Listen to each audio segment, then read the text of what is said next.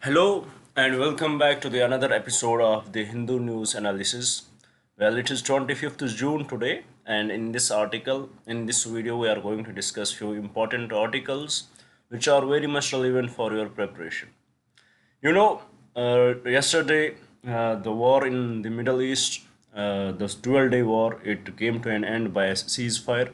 Donald Trump, he announced the ceasefire, and then we saw different videos of him in which he was going crazy because of the violation of ceasefire from the both sides. So eventually, right now, what is the condition in the Middle East? What is the condition in the West Asia? It is a kind of they are moving towards the peace, and ceasefire is valid there right now. So with respect this, there is a beautiful article written in the newspaper today, which basically talks about the condition in West Asia, where it can lead to actually there are few more articles. As you can see here on the second slide here also there is a article with respect to the nuclear specter, how it is going to impact it, the war which we are seeing right now. For example, there is first we have Ukraine Russia war, Ukraine Russia, then we saw Israel, Gaza, then recently we saw war between India and Pakistan, a little battle, and right now Iran and Israel. So in these four wars, if we will see in these four battles which happened in the recent time, if you will see the difference, I'm actually trying to give the crux of these two articles. I will try to give you the complete idea what is written in that and what where we are leading towards. If we will see these these battles which happened in the recent times, this India and Pakistan, it was fought for 2 to 3 days, and very less damage in it, very less human damage, even though there were damages from the both sides, but it was very less as compared to other three. And also it lasted for only few days, and both the sides decided decided to go for the ceasefire. Both the sides agreed to go for the ceasefire. So what is the reason for that? If we will analyze it, there is something common with respect to these two countries which other three countries don't have. For example, if we will compare Iran and Israel, why there was a huge damage from Iranian side, and Iran in a way retaliated. They fought very well with respect to Israel, with respect to USA, but still the damage, the attack, the unprovoked war which was started by Israel. What was the reason for that? The reason is the nuclear strength of Israel. Nuclear strength of Israel. Similarly, if we will see Israel versus Gaza, same situation. Gaza has no weaponry, they don't have the army, they don't have anything. It is again the strength of Israel. Now, Ukraine versus Russia. Similarly, if Russia is the nuclear power and they can do whatever they want to do. Ukraine, they cannot do anything. So in all these three countries, there is imbalance of the power. But with respect to India and Pakistan, even though Pakistan is nowhere close to us, but still they have the nuclear capabilities. So because of that, the war it lasted only for a few days, and both the countries agreed to go for the ceasefire. So this is the way. What does it show to the world? That if you don't have a nuclear weaponry, if you don't have the nuclear power, if you don't have the nuclear power, then you are going to get bullied. So in order to have this deterrence towards in order to have this deterrence towards the countries, in order to have this self confidence, to don't let other countries bully you. So that for that it has become very much evident from these wars which from these battles which recently had been fought. It has been very much evident that if you have a nuclear weapon, then the conditions are much more different. So this is actually what the second article says. It is what the countries are going for and will now look after. If the Iran had the nuclear weaponry, then the condition would have been very much different. Israel would have not attacked them in that way. So what is the scope for Iran right now? should they, and the attacks which USA is promising, USA is claiming that they attacked their nuclear sites and they damaged them. But recently the CNN gave the report, there are reports from the USA's intelligence that it has not been damaged that much, only if they have, if the damage, how much damage they did to their nuclear plants, that they can extend their nuclear nuclear working up to 3 months maximum. So this is how it is going to work. And now the Israel, the Iran, they had understood the situation. Now what would be their next step? Would they finalize their agreements with the USA? Would the countries in the East, now coming to this article, what is the crux of this article? When the war started, it just started between, it was the unprovoked war from the Israel towards Iran. Then what were the conditions? We saw that USA got dragged into it when Israel was not fully capable by itself to damage the Iranian nuclear sites. So they called upon USA, and in a way they begged USA to come into the war. They told them, we are fighting your war. And in a way it is claimed that how the Israeli lobby in the USA controls the foreign policy of USA in this aspect, in this region. So they were forced. USA, it was very much evident from the claims from various different leaders in USA that they are not interested in this war. They don't want to get into it, even though they supported Israel. Everything was by their permission, but they did not want it to get into it. In a way, they were forced by whom? They were forced by Israel to get into this. Into this conflict. So Israel was there, Israel and Iran, then USA came into it. Then how Israel retaliated, toward in Iraq and Qatar. And then it also impacted this Saudi Arabia. So it was going to be a very harsh, if there was no ceasefire, it would have impacted the whole environment there. It would have impacted the whole the peace in this region and the trade in this region.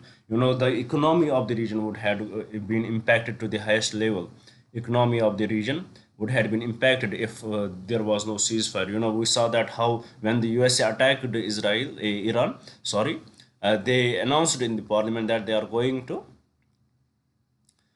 block the Strait of Hormuz. So this is the impact of it. And from this war itself, from this we had understood that how it can be dangerous at the same time. How it can be so much dangerous that it can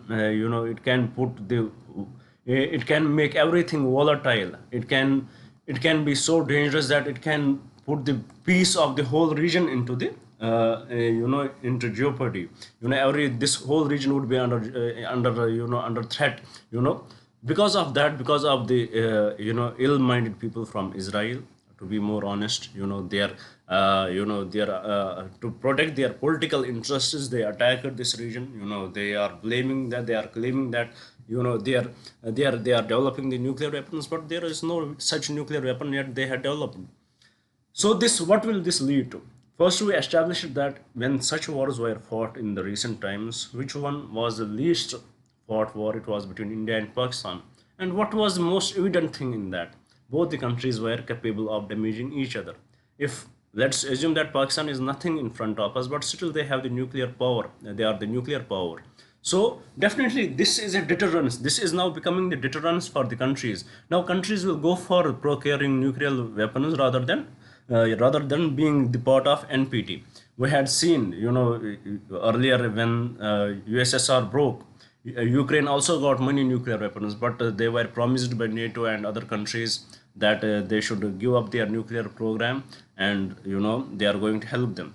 But we saw that how Russia, destroyed Ukraine in a way. How Russia is continuously attacking them, and they, even though they are retaliating, but it should have never been like this if they would had the nuclear weapon.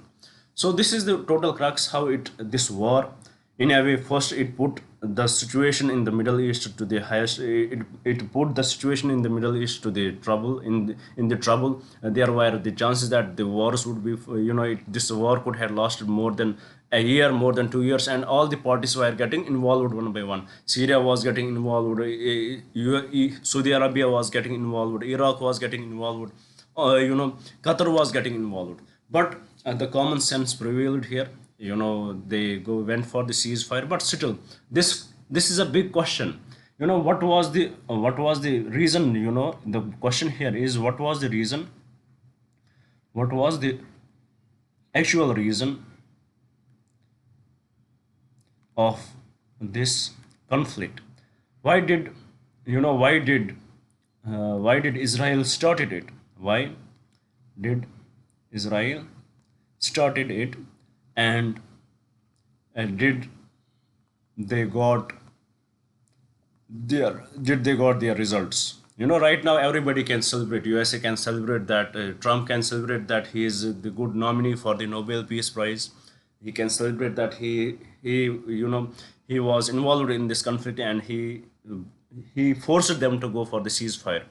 The Iran can celebrate that they retaliated very well, and they broke this myth that Israel can't be attacked. Israel can celebrate that they attacked on the nuclear sites. But the real question is, what was the reason for these attacks? If we look at this, we discussed it in our earlier classes also. We are discussing, this would be the last discussion with respect to it. It will be holistic discussion. What was the real reason for that? Real reason for Israel's attack on Iran, the first reason was to destroy the nuclear establishments in Iran. So did they achieve it? Even though they attacked few nuclear sites, they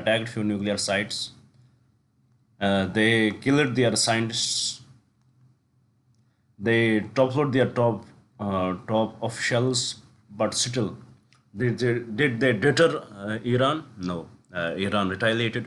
They retaliated to this extent, and they attacked the Haifa port. They attacked the Tel Aviv.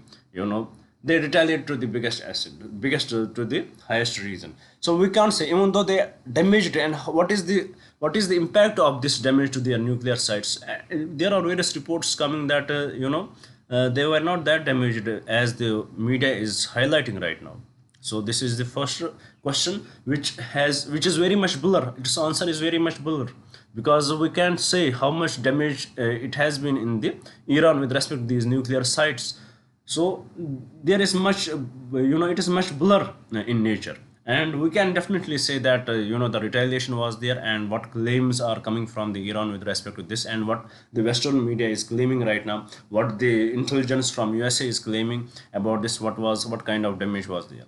Second motive of Israel was, which they claimed most of the time, is to topple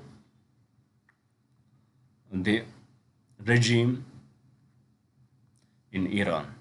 Were they capable of doing this? Not at all. They were not capable of this, but what they did, they in a way united the people in there, even though there would have been some differences between them, but they united them. So definitely there was this issue also. They did not topple. And what about the reputation of Israel? Reputation of Israel.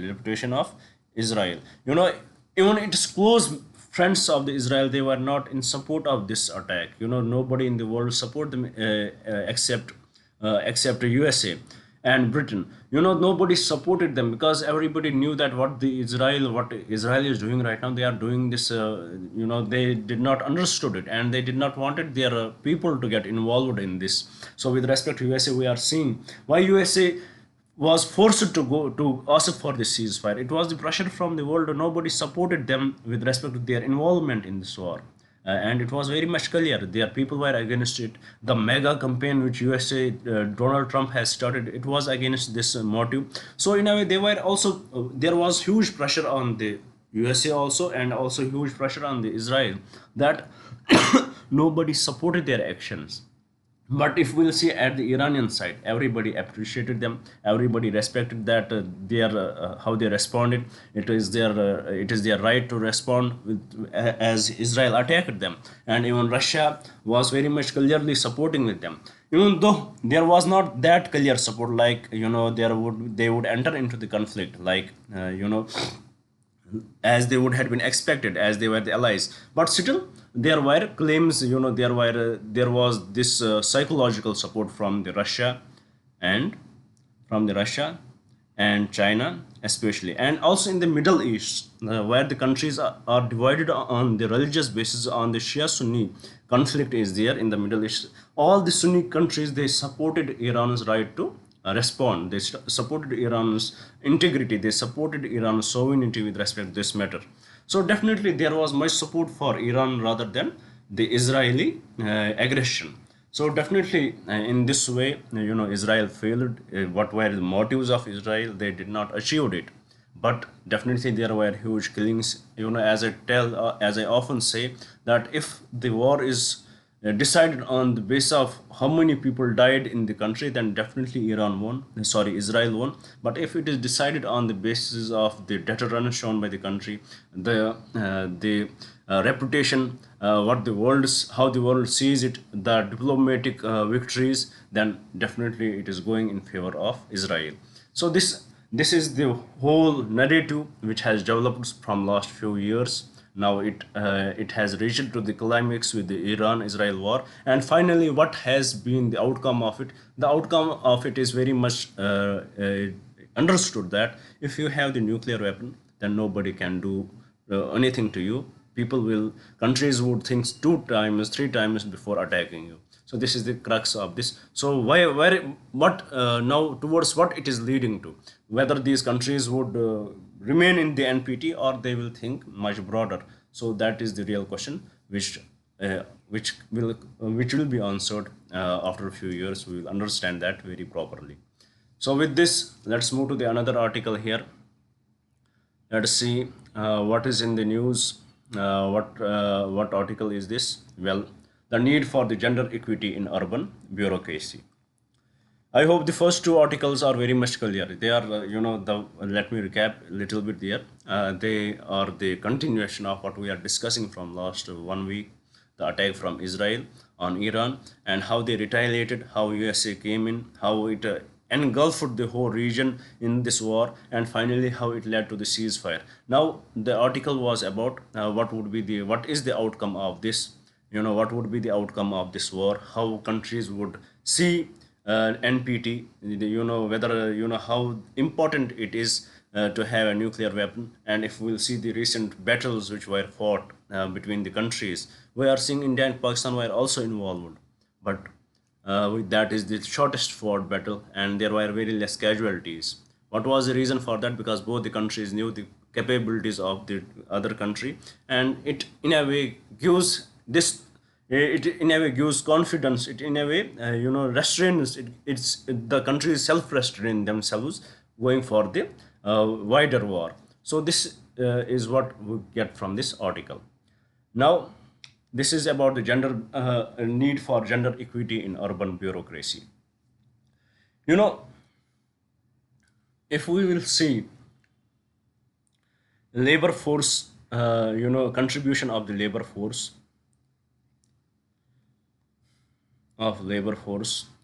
in different works, we see definitely there is a huge divide in it.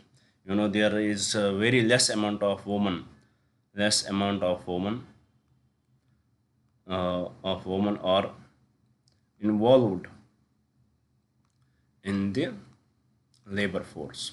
But at the same time, if we will see what is the distribution of women with respect to the men in our country, approximately it is 50-50%. The numbers may vary, but approximately it would be 50%. So 50% of population, of the 50% of the population, we can see that minimum amount of them are working. So there is definitely loss to the economy of the country.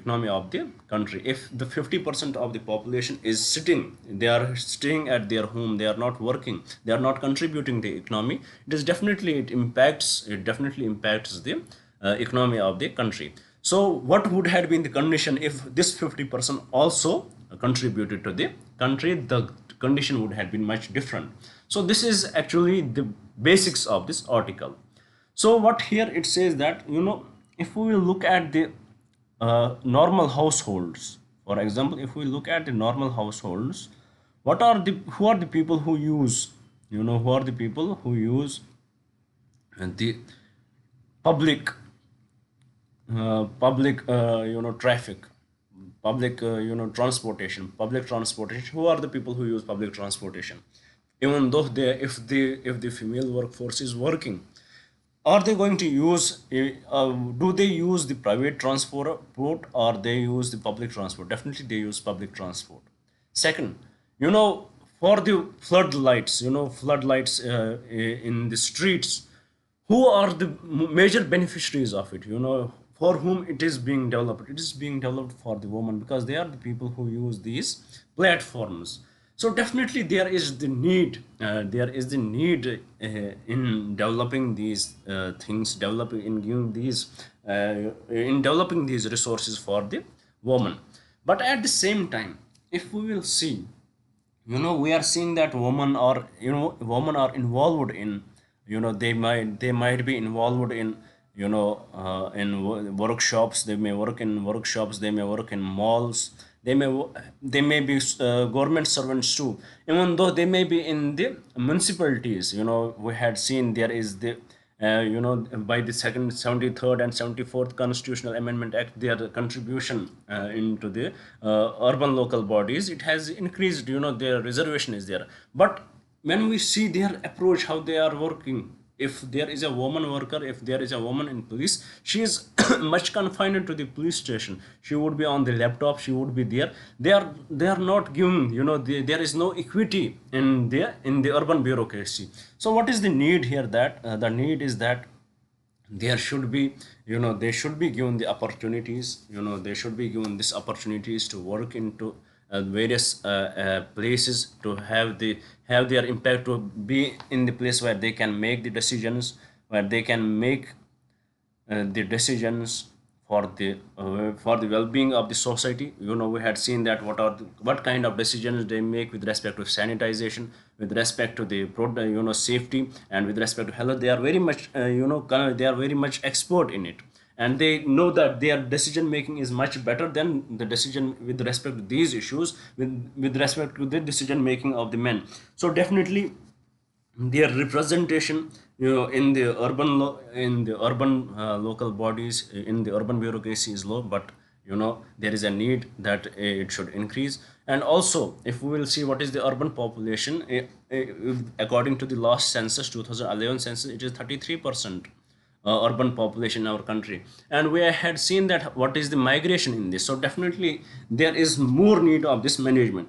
So with respect to this, the government has done a lot in achieving this balance, between the men and women, in bringing in the equity. We are, since 2005, we are also focusing on gender budgeting, in which gender budgeting, in which the schemes are there are specific schemes are focused for the woman, for the welfare of the woman. But still we had not achieved, but still the gender budgeting which we had started from 2005, we had not achieved the level which other countries had achieved. In this race, if we will see the countries like Rwanda, Brazil, they are much underdeveloped than India, but they had done way very good with respect to it. So definitely there is the need for it. There is the need for the inclusivity. There is the need for the low labor force participation.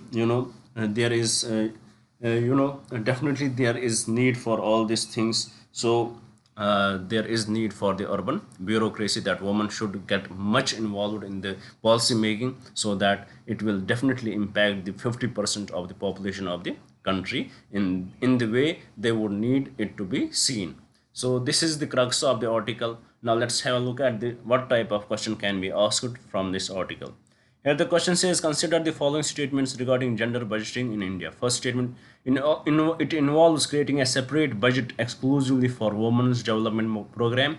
Most of the students may get confused with this and they may mark it correct, but it is incorrect.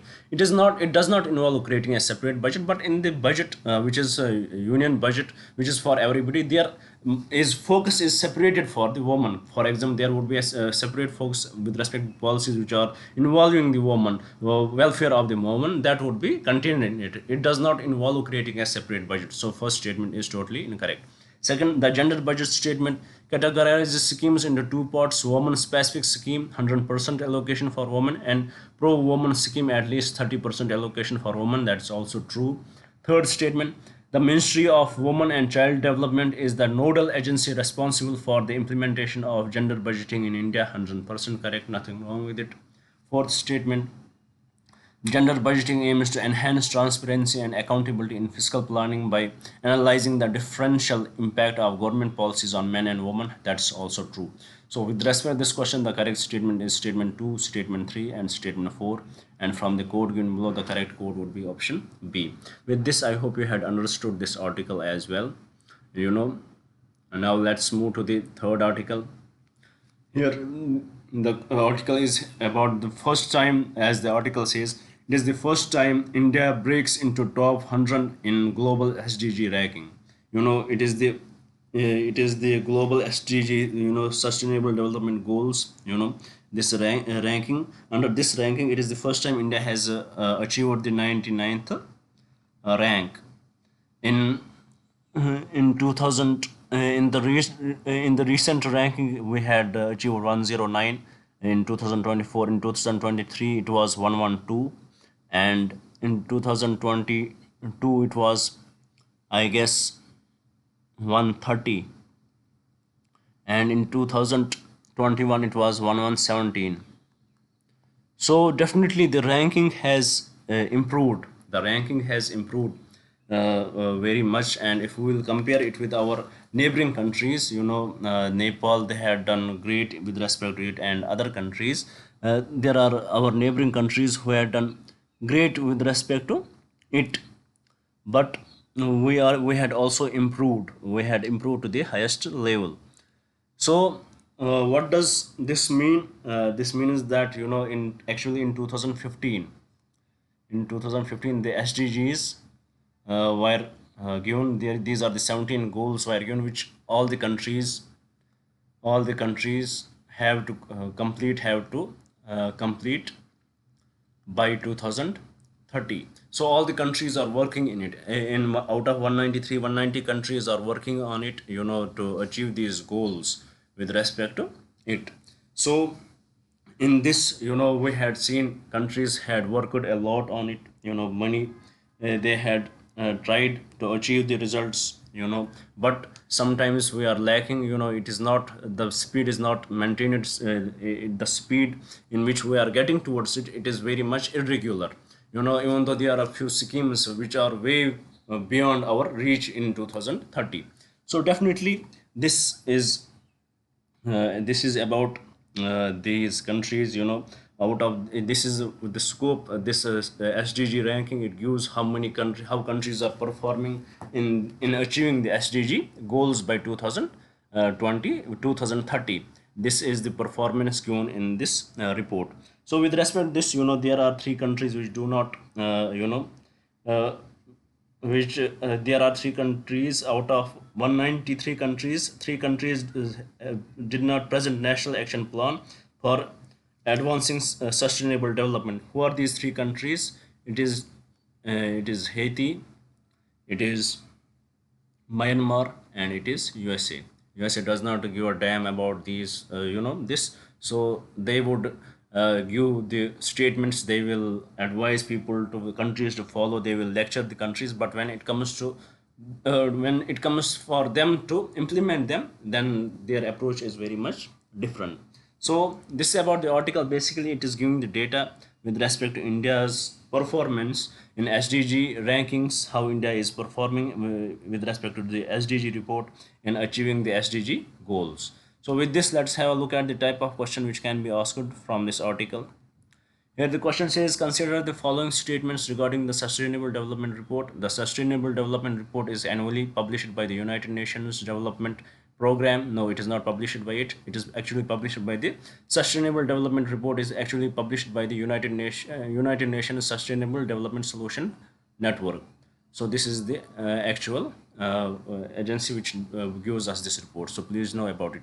It reviews the progress made each year by all 193 UN member states on the Sustainable Development Goals since the adoption of since their adoption in 2015. This is this statement 2 is correct. Third statement, the report including a spillover index that tracks countries' positive and negative impacts abroad in relation to the SDGs. That is also true. According to the latest report, most of the 17 SDGs are globally on track to be achieved by 2030. That is incorrect. So with respect to this question, the correct statement is statement 2 and statement 3 only. And from the code given below, the correct code would be option B. Now with this, let's move to the another article. Let's have a look at it. Let's see what does it say.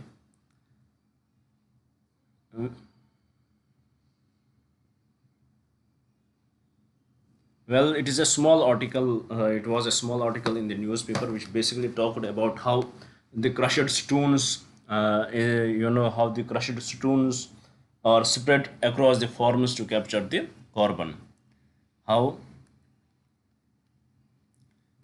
how crushed stones are spread across the farms to capture carbon.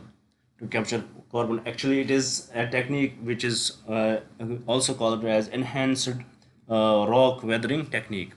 Enhanced rock weathering technique.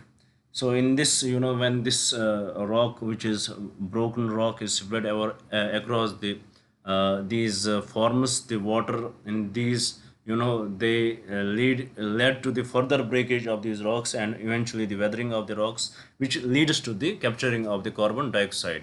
With respect, this is the article basically. With respect to it, let's try to learn more from the question which we had brought here. The question says, with reference to the enhanced rock weathering at climate change mitigation strategy, consider the following statement. Enhanced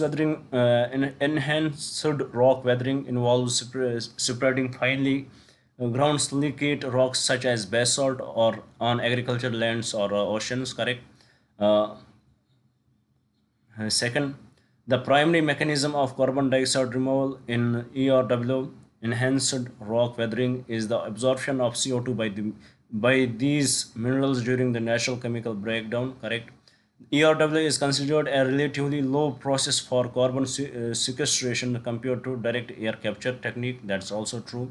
A potential co-benefit of ERW when applied to agricultural lands is the improvement of soil fertility, and that's also true. So with respect to this question, all the four statements are correct.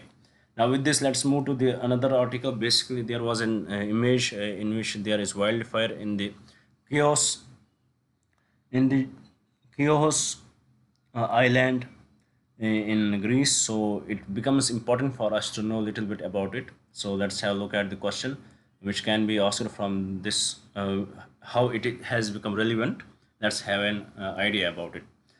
The question says, consider the following statements regarding the Chios Island in Greece. First, it is the fifth largest island of Greece and is located in the Aegean Sea. That is true. The island is globally renowned for being the sole world producer of mastic gum resin. That's also correct. Its strategic location makes it one of the closest Greek island to the Turkish mainland. That's also true. Fourth, the island is characterized by its volcanic origin, leading to rugged mountainous terrain with the active volcanoes. That is incorrect. So, with respect to this question, what are the correct statements? Correct statements are statement 1, statement 2, and statement 3 only. And from the code given below, the correct code would be option A.